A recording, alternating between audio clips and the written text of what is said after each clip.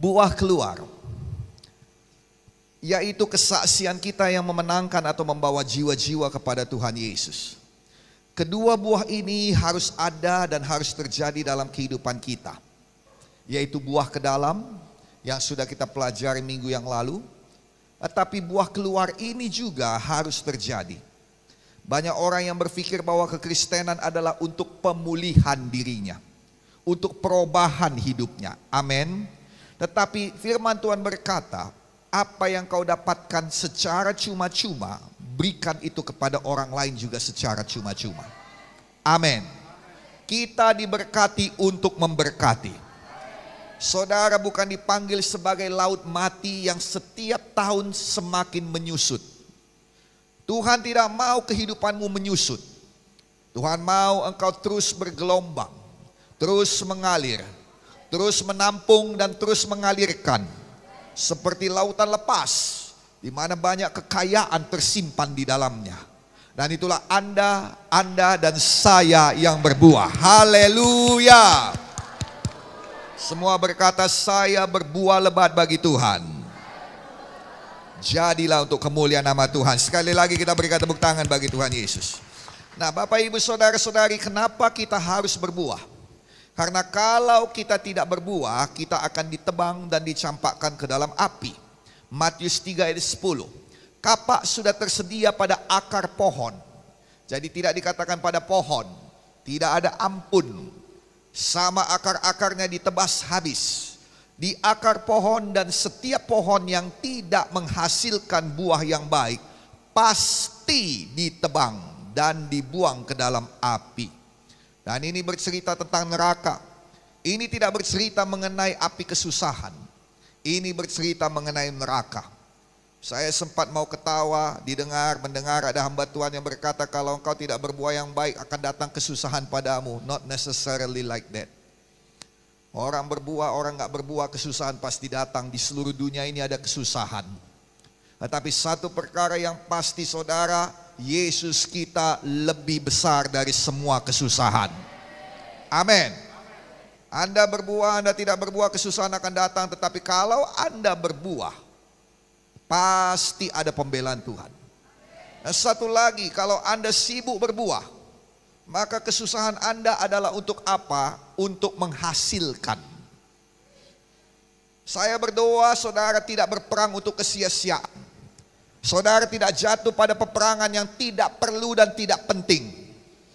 Saudara berperang dan kemenangan saudara adalah produktivitas. Saudara bekerja, hasil daripadanya adalah produktivitas. Saudara berbuat dan apa yang jadi ada buah. Ya, kita bersusah payah, tetapi di balik susah payah itu ada buah yang pasti menunggu, menanti di depan kita. Amin. Boleh kita berikan tepuk tangan bagi Tuhan Yesus. Jangankan yang tidak berbuah sayang, yang buahnya nggak baik pun ditebang.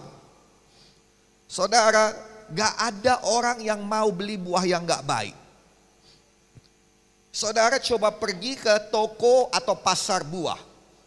Adakah satu tempat yang mempromosikan, Bapak Ibu Saudara-saudari datang ke toko saya, karena semua buah-buahan di toko saya tidak baik. Bahkan ketika dikatakannya dijualnya setengah harga pun saudara tidak akan mau datang. Tidak ada orang yang mau buah yang tidak baik sayang. Kenapa? Karena itu berpengaruh kepada kelangsungan masa depan hidupmu. Amang inang dengarkan baik-baik.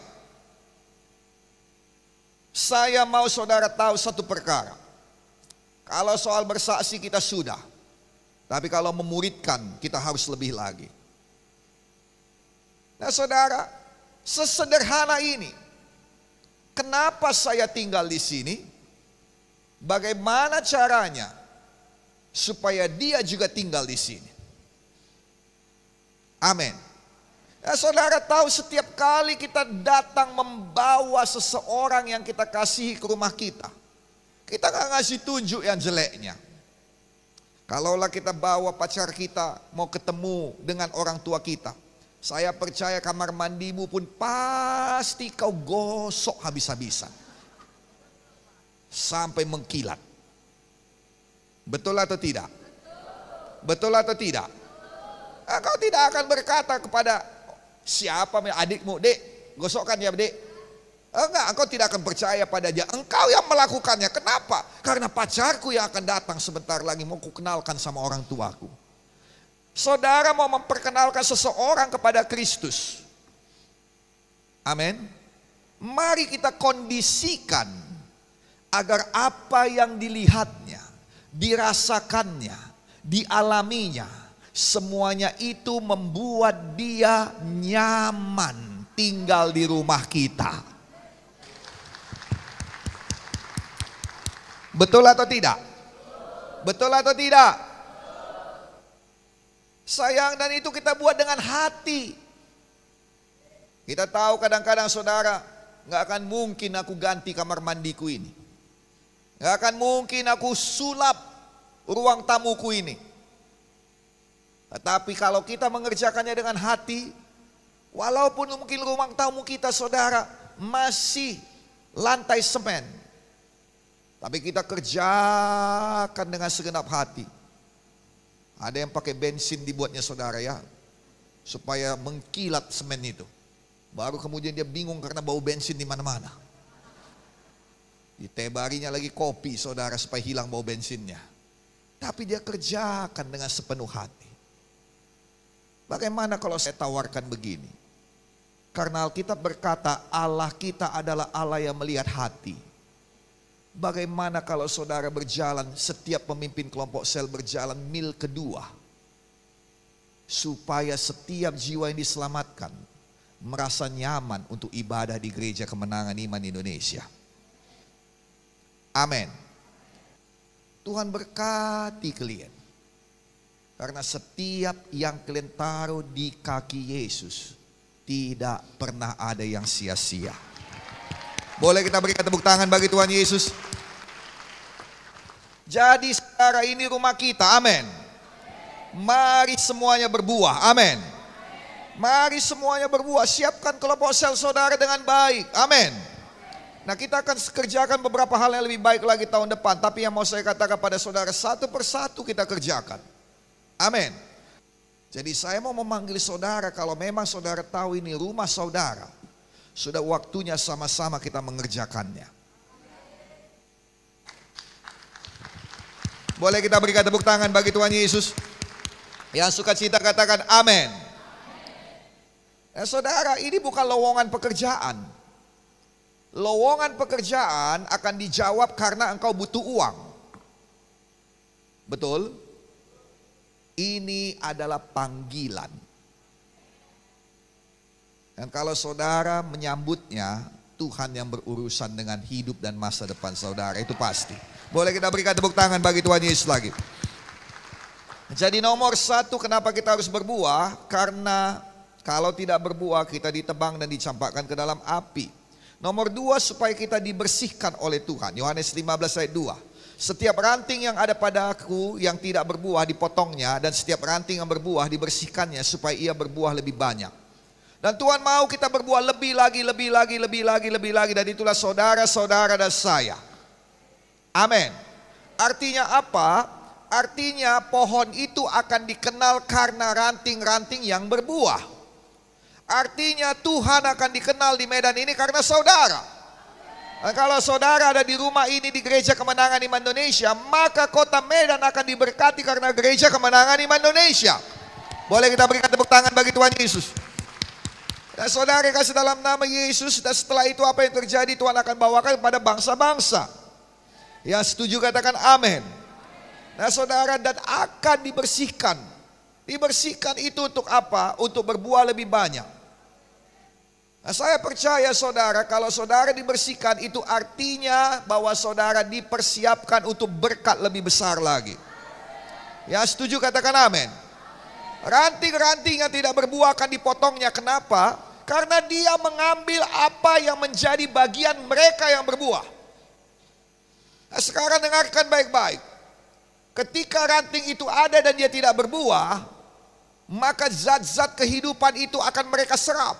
Tetapi ketika Tuhan potong, maka zat-zat kehidupan yang tadinya kepada yang sia-sia itu akan beralih kepadamu.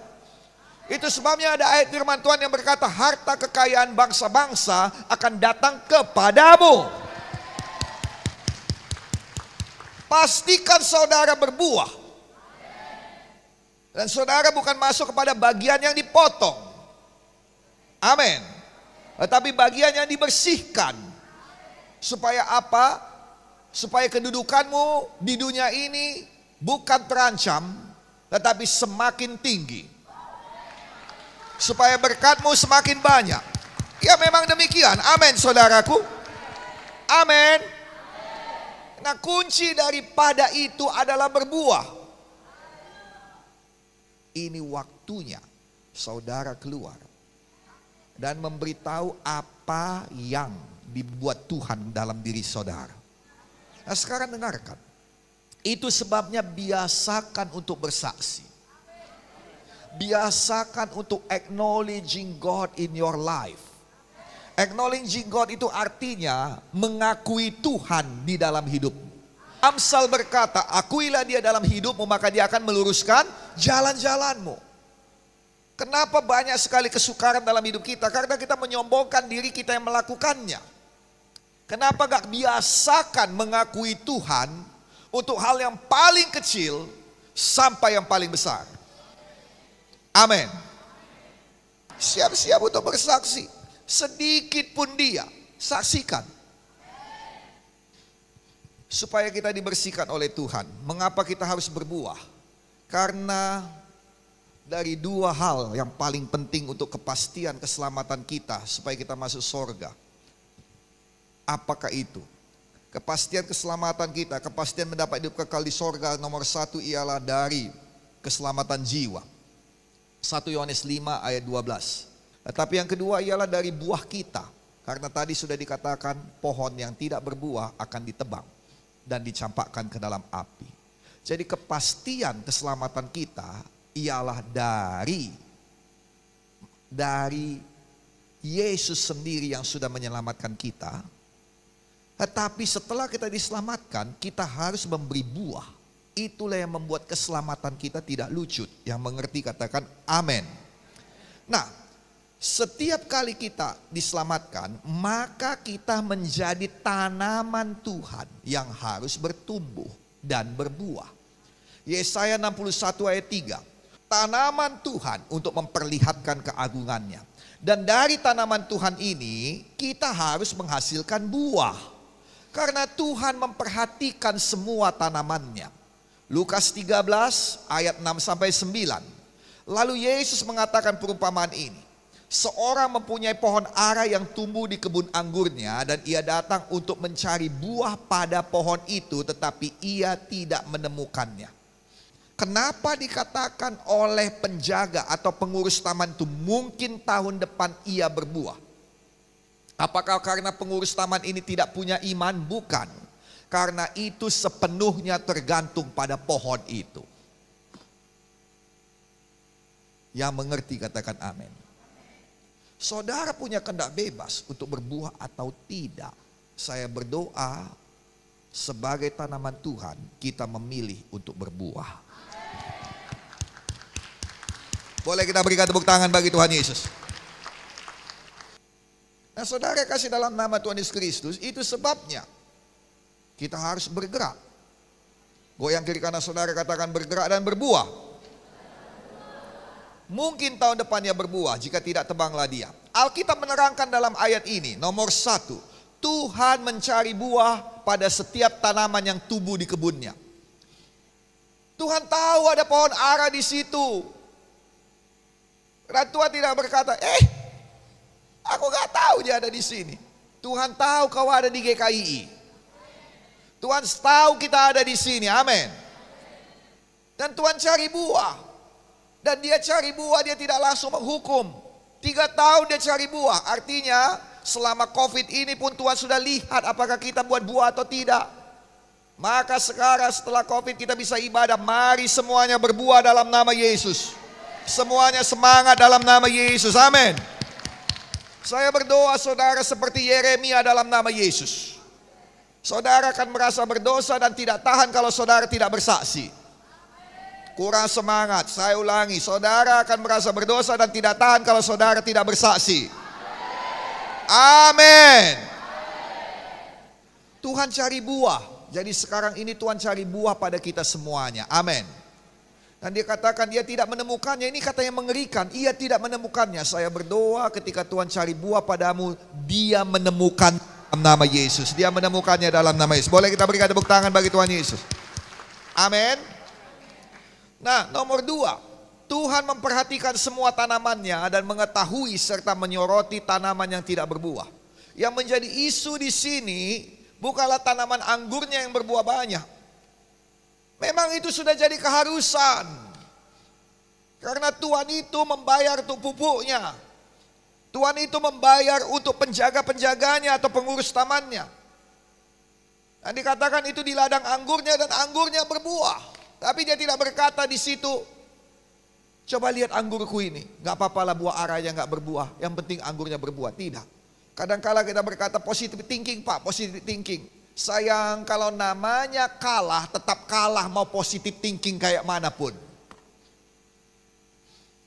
Kalau namanya bodoh, tetap bodoh. Mau positive thinking kayak manapun. Kadang-kadang orang Indonesia ini saudara positive thinkingnya luar biasa. Nah, sayang kalau gak berbuah, tetap gak berbuah. Mau positive thinking gimana pun. Dan Tuhan sedang menyoroti yang gak berbuah.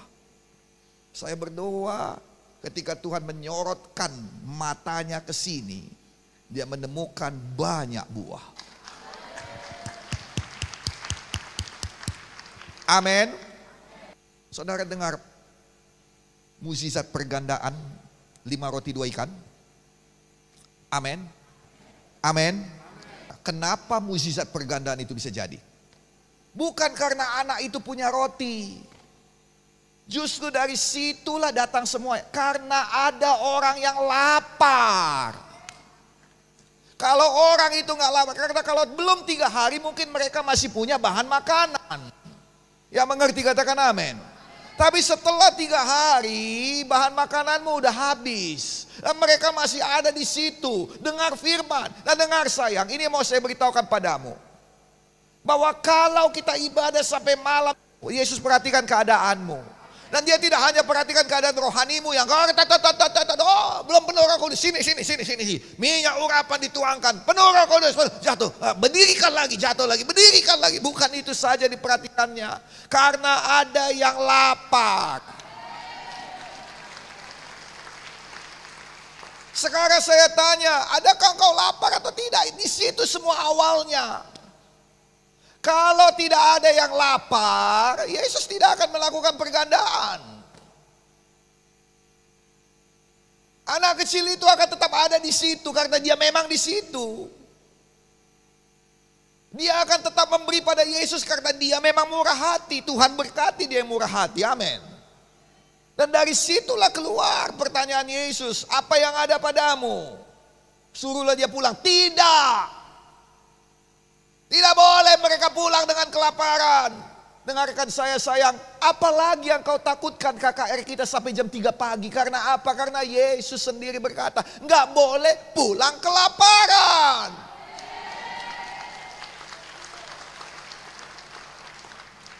Betul atau tidak? Oh Pak, saya dari Pancur Batu, saya tunggu 1 hari nanti orang datang dari Amerika. Kalau engkau berkata bangsa-bangsa Tuhan, bangsa-bangsa, gimana kau mau pergi ke Singapura? Sedangkan dari Pancur Batu, dari dari Simalingkar, dari Marindal kemari aja masih, Yesus pergi enggak ya? Yesus pergi enggak ya? Yang benar aja sayang. Haleluya. Nah, sekarang dengar sayang. Tuhan gak minta kita pengorbanan sepantasnya. Tuhan berkata setiap korban yang kau letakkan bisa digandakan. Itu anak mungkin kehilangan makan siangnya, tetapi sorenya dia menjadi toke roti. Begitulah cepatnya Tuhan mengubahkan.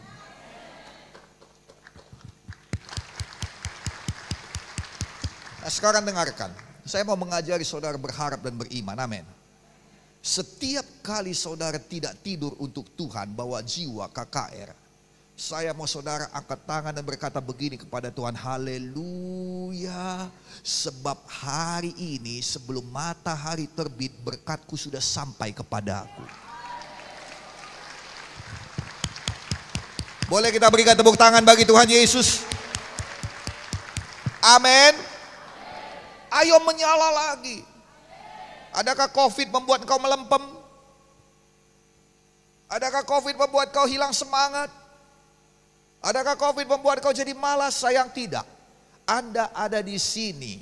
GKI saudara, bukan hanya COVID yang menghantam, isu juga menghantam. Betul atau tidak? Kita dapat 2 kali hantaman, tetapi saudara tahu kita bangkit lagi. Kenapa? Karena pertandingan belum usai. Amin. Sayang, harus ada lapar, harus ada haus, maka ada pergandaan. Mau 1000 kali kita teriak-teriak, berganda, berganda, amin, berganda. Tapi kalau di sini nggak ada lapar haus untuk berbuah, untuk membawa jiwa, untuk memuliakan Tuhan. Nah, saya bawakan pada saudara kebenaran firman. Belum pernah ada orang yang memenangkan jiwa yang tidak diberkati. Belum pernah. Boleh kita berikan tepuk tangan bagi Tuhan Yesus. Belum pernah ada gereja yang memenangkan jiwa yang tidak jadi besar. Belum pernah. Amin. Belum pernah Tuhan itu berhutang kepadamu, sayang. Makanya saya ajak saudara. Saya ajak saudara, ayo berbuah. Supaya makin dibersihkan. Amin. Singkat cerita, 3 tahun. 3 tahun adalah waktu untuk berbuah. Kalau belum berbuah, Tuhan kasih 1 tahun lagi. Tapi kalau tidak berbuah, itu akan ditebang juga. Jadi ini saudara, kita sudah memasuki tahun yang kelima ini dari COVID kemarin. Betul atau tidak? Ya kan? Maka sudah seharusnya kita berbuah. Amin. Amin. Amin. Berarti cuma 1 tahun lagi. Kalau kita lihat, kan 3 tahun tambah 2, ini udah tahun yang kedua kita setelah lepas COVID. Tahun depan semua harus berbuah. Ibadah-ibadah kita harus digandakan. Kelompok-kelompok sel harus digandakan. Yang sukacita katakan haleluya. Yuk mari kita bangkit berdiri semuanya.